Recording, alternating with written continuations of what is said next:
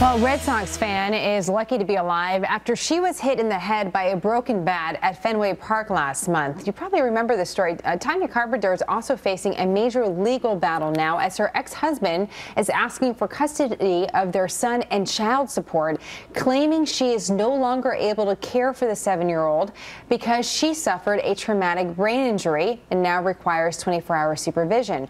Carpenter, writing in a Facebook post, so this is the mother now talking on Facebook, quote, "I was hit by a bat at 110 miles per hour at Fenway, watching my son's ketchup drop on his lap, eating his hot dog.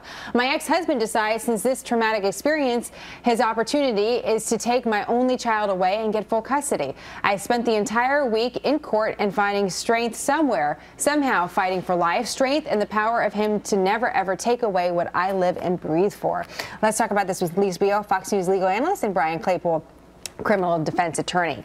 Just so we put this out there as well, that's the Facebook page of the mother. We looked at the Facebook page of the father, nothing yet, and we've also reached out to his attorney to get his side. What the claim is from the outside looking in, Lise, is that the father is trying to take advantage of this injury. Is he? Does he have a case? He does not. The timing here is horrible. It's very suspect that he's filing this after she's been hurt, after she's going through rehab. Everything was fine before that. She's got a lot of money coming in, both for her rehab, so she has people there that are helping her, that can help her little son as well. And it hasn't happened yet, but she will get a settlement from this because this is an injury that she sustained while in the park. She'll get a settlement, and he, the ex-husband, I think is going to want to come in and get that settlement. So do you think money. That's what it's really about? I think so. Brian, I mean, what do you think about that? Do you think it's about the money potentially coming her way? Well, I think he really wants custody of his son, and I think at the end of the day, the court has to look at what's in the best interest and happiness of the child.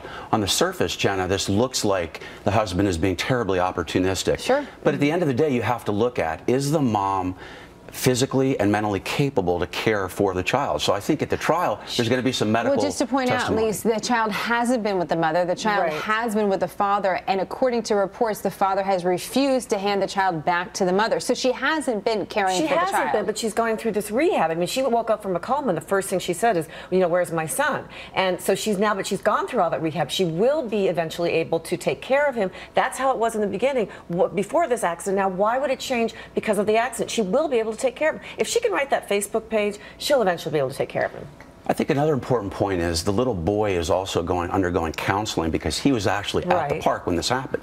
That is going to bode well in favor of the mom. Because it will, because if the little boy is undergoing counseling, you don't want to uproot his current situation because that might create more trauma. But if he's with the father, does it actually help the father in this case? Well, then it may, that's right, then it may actually help the father temporarily. But again, I think this gets back to, can the mom really take care of the child? And I think there's going to have to be some kind of medical testimony coming in. But once that happens, and you said best interest of the child, which you're exactly right. Best interest of the child before this horrible thing happened was being with the mother. Now, when she's going through rehab and will be able to take care of him, it should still be being with the mother. In the meantime, though, what happens to the child? We know that the child is with the father. Does the child get a lawyer? Does the child get a say now at this stage in the recovery? If it goes to that stage, to the custody stage, the child will get a guardian ad litem, someone who will be there to be his voice and his voice only, not in favor of the mother, not in favor of the father. Final thought from you, Brian. It was interesting to read the comment on Facebook, and I'm just curious as an attorney what you think about people that are entering into litigation, posting on Facebook. Will that help or hurt the mother going into this case? Well, I think she's lobbying to support her case, but